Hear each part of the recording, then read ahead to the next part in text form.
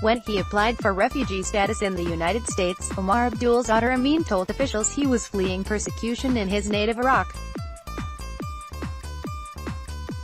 He was cleared by federal officials to immigrate in 2014 and eventually settled in Sacramento, where he worked as an auto mechanic to make ends meet.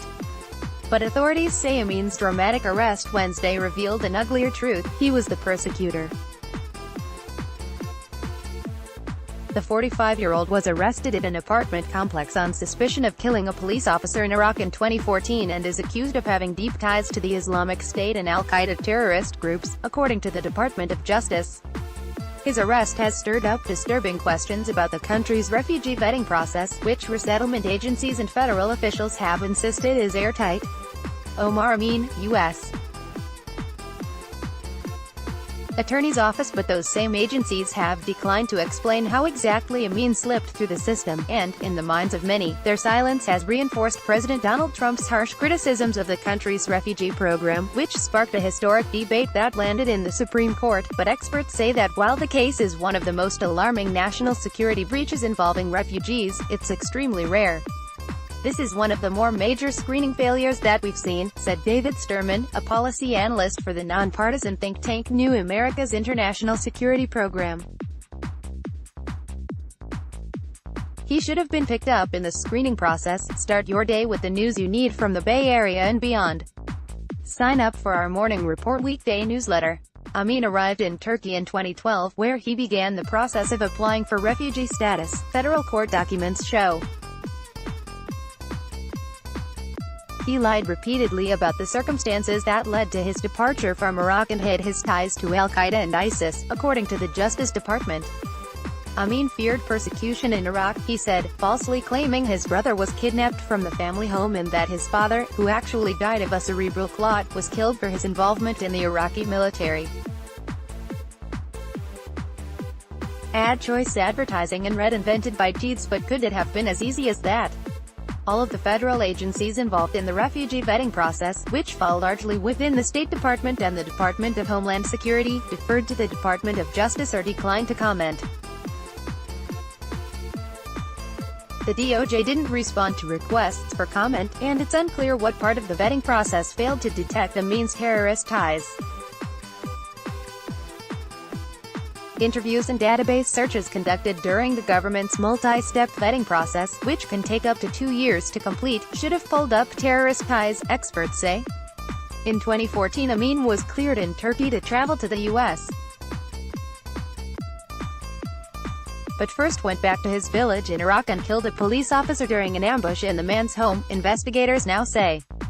Witnesses told the FBI they saw Amin pass by as part of an armed convoy during the time of the murder, dressed in recognizable ISIS clothing, according to the criminal indictment. He arrived in the U.S. in November of 2014 as a refugee and later attempted to become a legal resident, though his application eventually stalled as the FBI received word about his involvement in the killing and then launched its criminal investigation. That probe revealed that Amin, who faces extradition to Iraq to face trial, was a known terrorist in his native Rawa, where his family allegedly helped establish the installation of al-Qaeda, according to the Department of Justice. Though the circumstances of his case are alarming, the vast majority of terrorism-related cases since 9/11 have been homegrown, according to Sturman. A woman carrying a child is escorted by authorities to an apartment following the arrest of a 45-year-old Iraqi refugee, Omar Amin, Wednesday, August 15, 2018, in Sacramento, California. Amin was arrested on a warrant alleging that he killed an Iraqi policeman in 2014 while serving with the Islamic State terror organization. AP photo, Rich Pedroncelli, Associated Press. It's necessary to remember that hundreds of thousands of people who never committed a crime have come in through these programs or similar ones, he said. Amin entered the country during the Obama administration and before President Trump last year signed an executive order that identified and implemented additional security screening procedures, with additional vetting for certain nationals of certain high-risk countries, a spokeswoman said in a statement. Refugee applicants are among the most carefully vetted of all travelers to the United States, she continued. Iraq is among 11 high-security nations that require extra vetting by federal immigration officials. Along with Chad and Sudan, it was removed from Trump's latest policy banning travel from several Muslim-majority countries. The Supreme Court upheld Trump's travel ban in June, which restricts travel from Iran, Libya, Somalia, Syria and Yemen, North Korea and Venezuela. But critics insist there are holes in the process. Amin's case just points out how extraordinarily difficult it is to do the kind of vetting necessary, especially for people coming from countries in disarray and with no functioning government, said Ira Melman, spokesman for the Federation for American Immigration Reform, which favors strict immigration enforcement. Under Trump, the number of refugees settling in the U.S. has dropped to historic lows. About 383 refugees were resettled in California between October 2017 and January, compared with 3,200 during the same period in the previous year, according to the most recent data from the state's Department of Social Services. The U.S. resettled only 33,000 refugees last year, the country's lowest total since the years following the Sept. 11 terrorist attacks and a drastic drop from 2016, when it resettled about 97,000, according to an analysis by the Pew Research Center. The United Nations starts the refugee resettlement process by referring applications to resettlement support centers, which are part of the State Department's Bureau of Population, Refugees and Migration. The support centers, of which there are 9 around the world, prepare eligible refugee applications for consideration.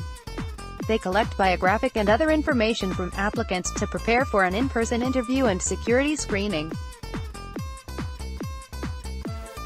Screening is done by the Department of State and Department of Homeland Security and includes multiple government security agencies such as the National Counterterrorism Center, FBI and Department of Defense. From there, officers from U.S. Citizenship and Immigration Services, or USCIS, review the information collected by resettlement support centers and conduct an in-person interview with each refugee applicant before deciding whether to approve them for resettlement. Reading this on your phone? Stay up to date with our free mobile app. Get it from the Apple App Store or the Google Play Store. All refugees approved for clearance by USCIS undergo a health screening. The support center then requests a sponsorship assurance from a U.S.-based resettlement agency that has experience in providing assistance to newly arrived refugees. Breaches like Amin's are extremely rare, according to Alex Nowrasta, an immigration policy analyst at the Cato Institute, a libertarian think tank in Washington, D.C. Refugee vetting system is not perfect, no security system is. Nowrasta said in an email.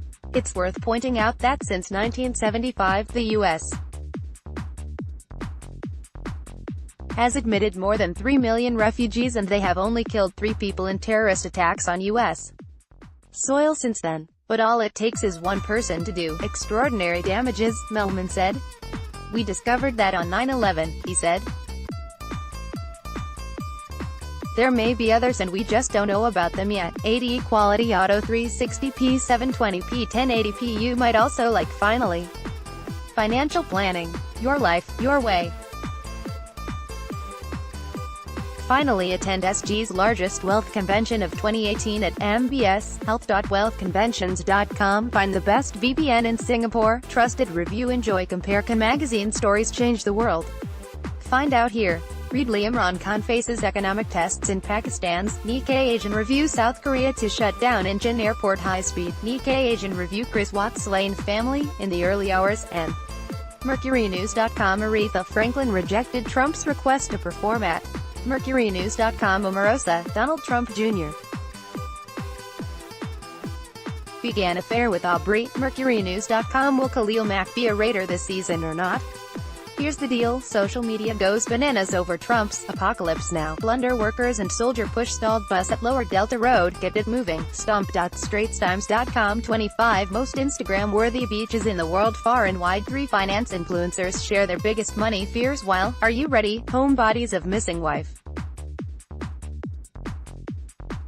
Daughters found in Colorado. Trump plans to revoke additional security clearances if you have no time to trade. Automated. IG Singapore Mahathir Wu's Japanese university to set up Malaysia campus. Nikkei Asian Review. Learn how to profit from trading without reading charts. 90%. Ace Profits Academy. Bill Cosby's daughter dies a month before his new trial starts. Kathy Griffin messed up big time with her Trump photo.